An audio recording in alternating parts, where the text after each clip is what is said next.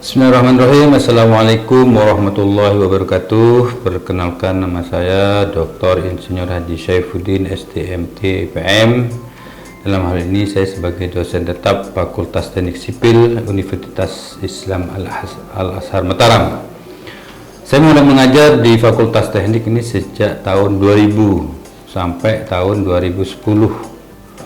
Kemudian tahun 2010 saya izin untuk mengabdikan diri di masyarakat sebagai akademi praktisi di bidang konstruksi. Saya sebagai kontraktor dan beberapa kegiatan kemasyarakatan di bidang konstruksi. Sejak 2010 sampai 2019 saya bergerak di bidang konstruksi, yaitu sebagai kontraktor, di mana keterpanggilan saya untuk jadi praktisi karena selama 10 tahun saya mengajar sepertinya belum ada kekurangan materi-materi akademis, tentunya harus dipoles dengan praktisi di lapangan. Seperti apa di lapangan? Akhirnya saya memberanikan diri untuk izin tidak mengajar dan saya terjun langsung di dunia konstruksi. Alhamdulillah banyak sekali pengalaman-pengalaman yang saya lalui, mulai dari pengalaman-pengalaman yang sifatnya teknis maupun non teknis. Proyek-proyek yang saya lakukan, saya praktisi di lapangan, diantaranya proyek gedung, jembatan, jalan, kemudian saluran irigasi, bendungan, terus landasan, dermaga, terus kemudian prasarana lingkungan dan lain sebagainya yang sifatnya ke arah teknik sipil.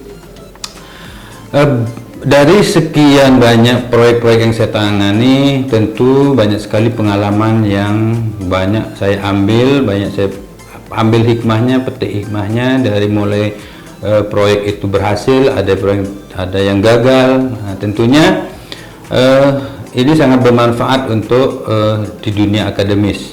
Terbukti saya kembali ke kampus Universitas Islam Al-Azhar Mataram, Fakultas Teknik, kembali mengajar, langsung gerak cepat di bidang rumpun manajemen konstruksi. Beberapa mata kuliah yang saya ampuh, misalnya manajemen konstruksi, kemudian mitigasi bencana, kemudian K3, kemudian ekonomi teknik, ilmu lingkungan, rencana anggaran biaya, dan lain sebagainya yang mengarah ke dalam lingkup manajemen konstruksi. Di semester tengah itu saya hadir di sana. Saya mulai ngajar mulai semester 4, 5, 6, 7, 8. Kenapa? Karena di tempat itu adalah titik krusial seorang mahasiswa Fakultas Teknik harus benar-benar diberikan informasi mengenai manajemen konstruksi.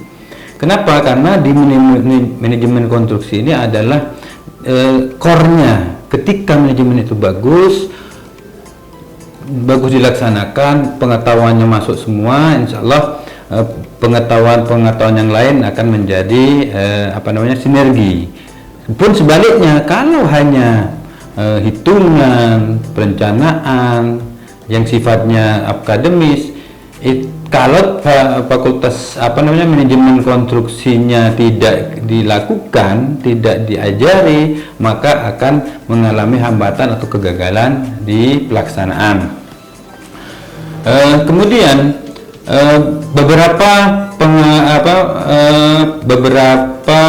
penelitian yang sudah saya kerjakan, diantaranya adalah penelitian tentang bagaimana identifikasi kegagalan proyek yang ada di Lombok atau NTB, sehingga di dalam penelitian itu saya menemukan beberapa hambatan, beberapa temuan identifikasi kegagalan proyek. Itu menjadi penelitian saya, dan di penelitian itu saya lanjutkan menjadi aplikasi. Saya mempunyai aplikasi risk level risiko namanya, bisa dilihat di aplikasi Play Store. Di sana adalah temuan saya untuk membuat aplikasi di mana aplikasi itu bisa dimanfaatkan oleh para stakeholder Gunanya apa? Ketika membuka aplikasi dan memasukkan proyek yang akan dikerjakan, itu akan diketahui dari awal bahwa proyek ini akan berhasil atau mengalami kegagalan. Itu aplikasi yang saya buat. Kemudian pengabdian masyarakat juga kami lakukan bersama teman-teman, pergi ke desa-desa atau masyarakat-masyarakat yang membutuhkan. Kemudian pendidikan kami full, beberapa mata kuliah yang saya ampu untuk dari mulai semester 4 sampai semester 8. Itu kira-kira yang bisa saya sampaikan perjalanan karir saya. Semoga apa yang saya sampaikan menjadi informasi baru bagi semua pihak. Kenapa? Karena hanya ilmu yang bermanfaat itu yang akan membantu kita kelak di kemudian hari. Terima kasih. Billahi taufiq wal hidayah. Assalamualaikum warahmanallahi wabarakatuh. Berikut adalah proses pengajaran saya di kelas pagi mata kuliah manajemen konstruksi di semester 5. Bismillahirrahmanirrahim. Assalamualaikum warahmatullahi wabarakatuh. Waalaikumsalam warahmatullahi wabarakatuh. Ada yang belum jawab ini? Assalamualaikum warahmatullahi wabarakatuh. Alhamdulillah. Itu dah, kalau diminta berdoa, doakan gitu, ya. Bismillahirrahmanirrahim. Allahumma shalli ala Muhammad wa ala ali sayyidina wa maulana Muhammad. Mari kita bersyukur hari ini kita masih diberikan kesehatan, keafiatan, kesempatan, sehingga pada siang hari ini kita ditakdirkan oleh Allah untuk hadir bersama-sama di tempat yang penuh berkah ini, majelis ilmu ini, dalam keadaan sehat wal afiat. Alhamdulillah. Kemudian salawat dan salam mari kita haturkan ke junjungan kita Nabi besar Muhammad sallallahu alaihi wasallam.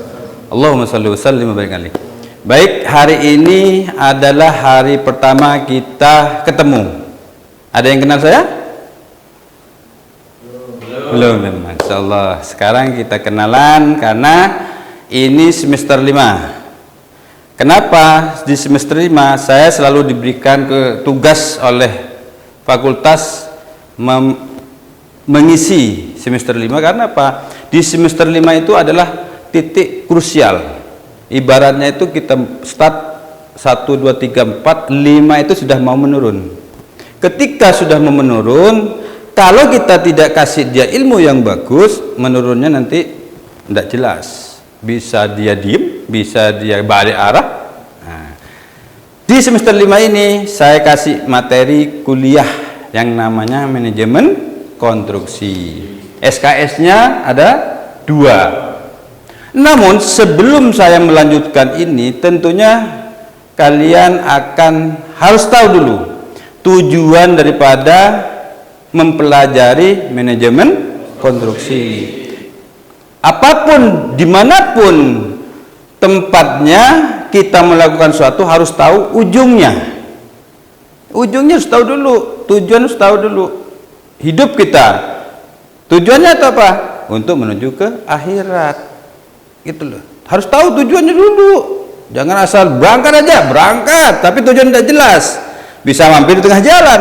Kalau ini kita kasih tujuan, manajemen proyek itu tujuannya itu apa gitu. Nah, sebelum saya melanjutkan, saya kasih dulu rencana capaian CPL Prodi ya, dibebankan sama manajemen konstruksi itu apa? Yang pertama ada 3, CPL mampu memilih sumber daya dan komputasi yang sesuai untuk melakukan aktivitas rekayasa, memanfaatkan perangkat, perancangan, analisis, rekayasa berbasis teknologi informasi. Yang kedua, CPL Prodinya mampu bekerja sama dengan tim misalnya. Kemudian yang ketiga, mampu menemukan sumber masalah rekayasa. Itu yang ingin dicapai oleh Prodi Teknik Sipil itu seperti itu. Nah, kemudian CPMK 1, capaian pembelajaran mata kuliah. Nah, di mata kuliah ini tujuannya dulu. Yang pertama, mahasiswa mampu menjelaskan konsep. Yang kedua, mahasiswa mampu menerapkan prinsip-prinsip dasar perencanaan, penjadwalan, pelaksanaan, pengendalian, dan sebagainya. Yang ketiga, mahasiswa mampu menganalisis risiko. Yang keempat, mahasiswa mampu mengevaluasi pengelolaan sumber daya manusia dan keuangan dalam proyek. Yang kelima, mahasiswa mampu mengintegrasikan nilai-nilai Islam ke dalam pengambil keputusan terkait manajemen proyek konstruksi. Ini kelebihan dari kuliah di Unizar Fakultas Teknik itu adalah kalian akan nanti dibekali nilai-nilai etika Islam di dalam proyek, ya.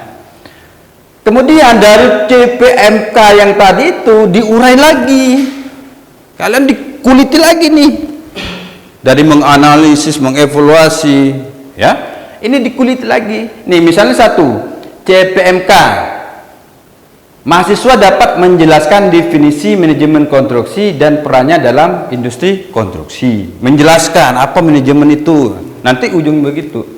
Yang kedua, mahasiswa dapat mengidentifikasi komponen apa sih di konstruksi itu. Ketiga, mahasiswa mampu menjelaskan hubungan manajemen konstruksi dengan tahapan proyek seperti apa. Yang keempat, mahasiswa mampu menggunakan teknik-teknik perencanaan, misalnya buat schedule-nya seperti apa, bar chart-nya seperti apa. Kelima, mahasiswa mampu menerapkan metode penjadwalan proyek. Proyek itu dijadwalkan seperti apa supaya bisa mencapai tujuan. Yang keenam, mahasiswa dapat mengidentifikasi, mengelola sumber daya proyek, tenaga, material, uangnya, alatnya, diidentifikasi apa ini untuk apa, ini untuk apa. 7. Mahasiswa dapat menjelaskan konsep etika kerja secara Islam. Nah, ini khusus ini. Yang keempat, mahasiswa mampu memberikan contoh penerapan prinsip-prinsip Islam seperti kejujuran, keadilan, tanggung jawab dalam pelaksanaan proyek. Yang kesembilan, mahasiswa mampu melakukan identifikasi risiko yang akan muncul dalam proyek konstruksi. Yang ke-10, mahasiswa mampu menerapkan strategi mitigasi risiko. 10 sub CPMK ini adalah tujuan mulia sebenarnya. Makanya saya kasih tahu begitu sehingga apa? Pembelajaran nanti ini pasti kalian tidak akan melewatkan. Senang, kenapa? Ini poinnya di proyek itu seperti itu, alurnya seperti itu. Tidak serta-merta dikasih nih manajemen konstruksi mau jadi apa, tidak jelas. Kalau ini jelas CPMK-nya seperti apa, ya. Itu gimana? Mengerti nih? Lebih semangat lagi untuk ke depan? Ini bagus ini. Sudah begitu pegang ini, mau kerja proyek apapun sudah kita pede sudah. Kamu jadi manajer ya? Oke. Gitu. Oke.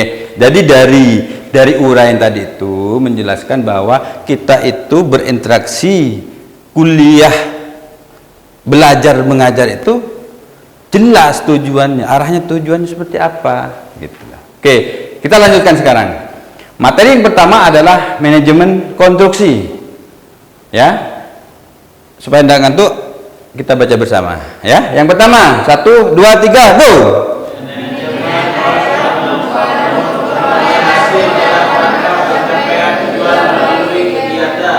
Oke, itu manajemen secara umum, manajemen ekonomi, manajemen hukum itu. Kemudian yang kedua, 1 2 3 go. Konstruksi adalah semua kegiatan yang berkaitan dengan pelaksanaan kegiatan membangun suatu bangunan. Ya, namanya konstruksi ya membangun. Kalau tidak bangun bukan konstruksi, bukan konstruksi. Kemudian kita gabung. 1 2 3 go. Manajemen konstruksi adalah bagaimana suatu pekerjaan pembangunan dikelola agar diperoleh hasil sesuai dengan tujuan dari pembangunan tersebut. Nah, ini dia. Ketika sudah berbicara masalah manajemen konstruksi, ada tujuannya. Kerja proyek ada tujuannya bagaimana? Tidur aja di rumah. Iya, memperoleh hasil yang sesuai. Apa hasil sesuai? Untung misalnya, sukses misalnya, tidak ada masalah misalnya, tidak roboh ya. Sesuai yang diinginkan. Itu. Ini manajemen konstruksi. Kemudian tujuannya adalah, ayo kita baca sama-sama. 1, 2, 3, go. Tujuan manajemen konstruksi adalah mengelola sumber daya yang terlibat dalam proyek konstruksi atau mengatur pelaksanaan pembangunan sehingga diperoleh hasil yang sesuai dengan persyaratan spesifikasi. Ya, persyaratan spesifikasi. Syarat penting saya jalan sesuai penting. spek. Campuran 1, 2, 3 sudah diawasi, sudah dilihat, sudah spek. Kalau karena speknya spek terjadi kecelakaan, persyaratan spek bisa sesuai spek enggak sesuai. Human error, korban enggak tahu. Alam, manusianya atau alamnya. Itu. Dimitigasi lagi nanti. Gitu loh. Sumber daya alam apa? Sumber dayanya manpower, tenaga, material, mesin, money dan metode. Nah, tenaga kerja ini sering diabaikan sama orang-orang itu. Asal aja ngerekrut tenaga kerja, tidak diperhitungkan dia bagaimana kesejahteraan, gajinya, keahliannya, asal aja masuk. Nah, asal terima aja, harus dilihat speknya seperti apa. Material juga gitu, asal kirim barang murah, ngutang lagi. Wah, ini diambil. Nah, ini tidak boleh, harus sesuai spek. Mesin juga gitu, mesin sudah dilelang, dibeli lagi. Sehari kerja, 2 hari nganggur, kan? Money lagi, ini lagi money nih, modal lagi. Paling penting, apalagi tidak punya modal, kerja proyek, nekat namanya itu. Oh, DP lagi. Kalau DP masih lagi sah dari pemerintah. Yang susahnya lagi, tidak punya uang, ngutang di bank. Riba lagi, hancur.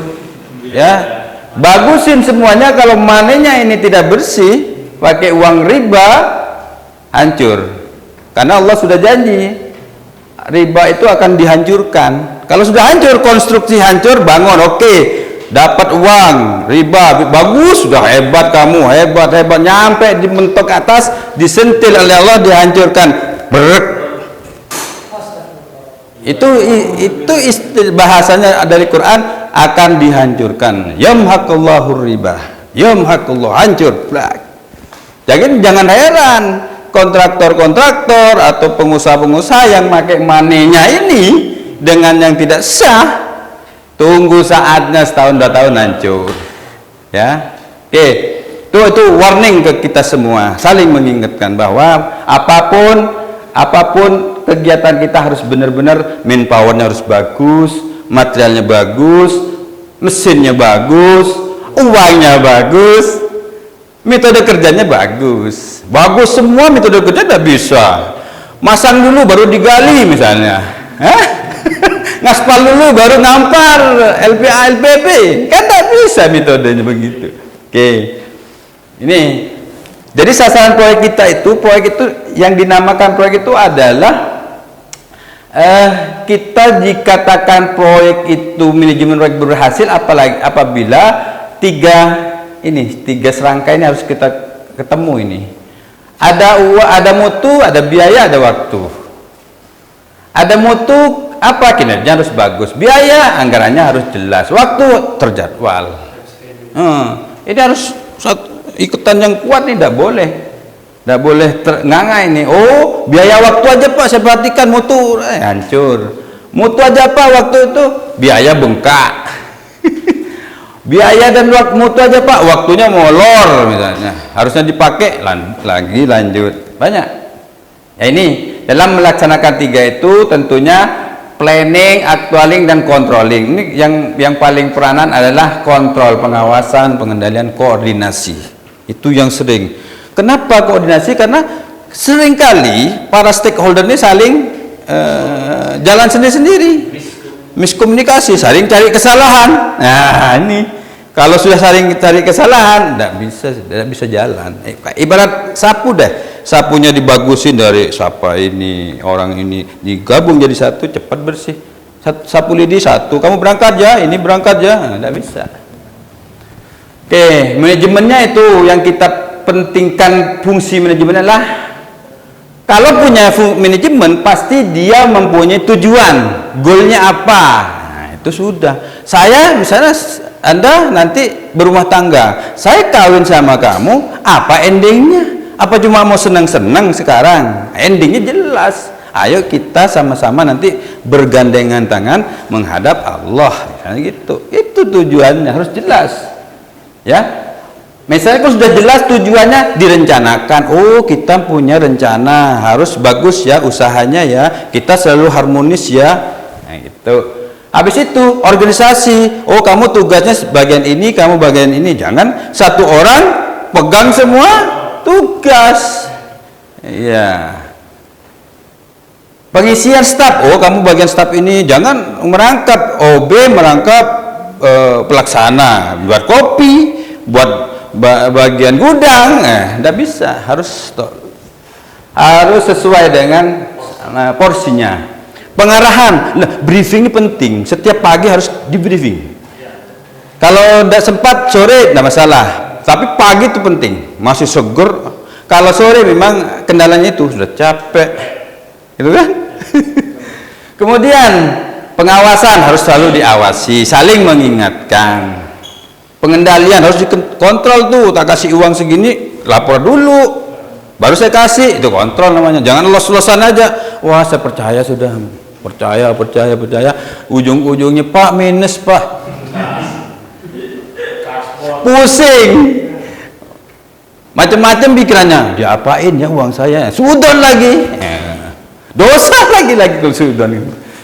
Koordinasi, ya, itu organisasi ya. Ini kalau organisasi proyek itu pasti ada owner, konsultan, kontraktor. Ini harus kompak nih. Jangan kompak korupsi, kompak kerja. Sekarang kan banyak di dalam LP, di mana tuh TV itu. Karena kompak, berjemaah. Itu berjemaah. Jadi sekarang kompaknya sesuai apa tujuannya? Spek, sesuai spek. Kitab kita itu teknik itu spesifikasi teknis gitu ya. Kemudian tugas-tugasnya, kalau manajer konstruksi itu tugasnya seperti ini, mewakili owner, koordinator, semua kan ingin jadi manajer, pasti tujuan orang teknik begitu. Orang teknik itu minimal jadi manajer, pelaksana, bos dah. Orang teknik itu gampang jadi uang. Keluar dari rumah, tengok kiri kanan orang di tetangga, uang. Bapak teknik sipil ya? Coba saya rencanakan gambar saya ingin bangun rumah. Gambar sudah, kepeng sudah, itu uang sudah. Pak, ini ada masalah di rumah saya, teknik sipil ya? Ya. Tinggal keluar dari rumah aja sudah uang. Gitu. Orang teknik itu. Gampang kalau orang teknik itu semangat pasti kaya. Nah, tapi kaya yang tadi money-nya tuh money yang bersih. Halal thayyiban, gitu kan? Halal, kalau tidak thayyiban tidak bisa bersih halal gitu.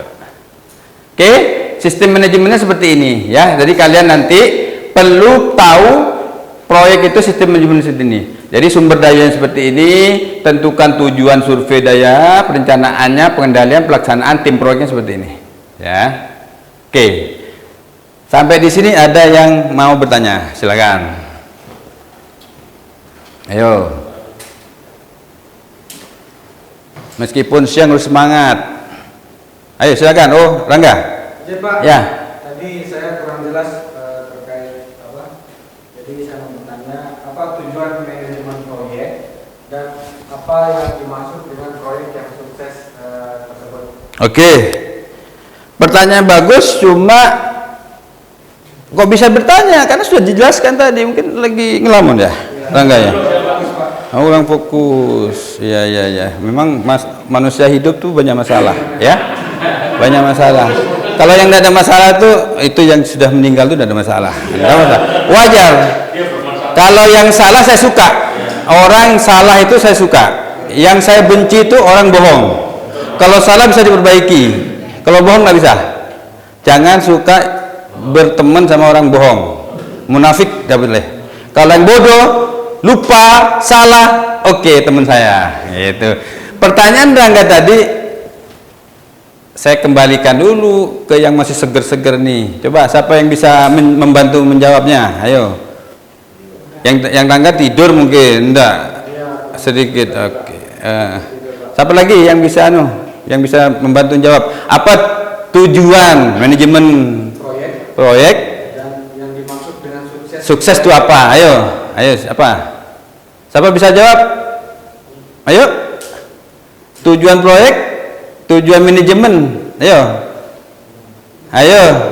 Ada yang nyatat tadi? Ada yang nyatat sambil catat. Tujuan proyek. Aduh, kurang vitaminnya kayak ini. Ya. Oke, saya kasih clue aja. Manajemen proyek kan suatu kegiatan ya, kegiatan suatu konstruksi untuk terorganisir supaya mencapai tujuan. Nah, itu manajemen proyeknya itu. Ya. Kemudian kalau yang dimaksud dengan sukses proyek tadi, sukses itu ada berapa? Berapa? 1? Sukses waktu. 2? Biaya. 3? Mutu. Mutunya bagus, sukses waktu, biaya hemat. Ini yang kita cita-citakan, ini yang dinamakan proyek sukses. Ya. Ada lagi pertanyaan? Ya, silakan. Ya. Ini Pak yang tadi Pak dijelaskan manajemen proyek untuk mencapai tujuan yang diinginkan. Ya. Yang masih tadi sempat bingung saya Pak, siapa saja stakeholder yang termasuk dalam proyek? Oke, stakeholder itu yang terlibat di dalam proyek itu. Siapa bisa bantu? Satu? Siapa? Perencana, konsultan. Siapa lagi? Perencana, pengawas, masuk konsultan, terus kontraktor. Siapa lagi? Masyarakat, LSM, terus pemilik dong, ownernya 5. Jadi itu menjadi stakeholder yang selalu harus jadi satu. Oke? Ya vendor itu. Owner termasuk owner. Ya, investor, owner semua. Ya. Saya kira itu aja. Cukup? Ya. Semoga pembelajaran hari ini membawa berkah, ya. Mari kita akhiri dengan sama-sama membaca hamdalah. Alhamdulillah. Kemudian kita tutup dengan doa kafaratul majelis. Subhanakallahumma bihamdika asyhadu an la ilaha illa anta astaghfiruka wa atubu ilaik. Terima kasih. Nanti untuk berikutnya kita lanjutkan ke materi proyek konstruksi. Oke? Terima kasih. Kurang lebihnya mohon maaf. Billahi taufik wal hidayah. Wassalamualaikum warahmatullahi wabarakatuh. Waalaikumsalam warahmatullahi wabarakatuh. Demikian proses pengajaran saya di kelas pagi mata kuliah manajemen konstruksi semester 5. Semoga apa yang saya sampaikan membawa manfaat bagi kita semua. Terima kasih. Billahi taufik hidayah. Wassalamualaikum warahmatullahi wabarakatuh.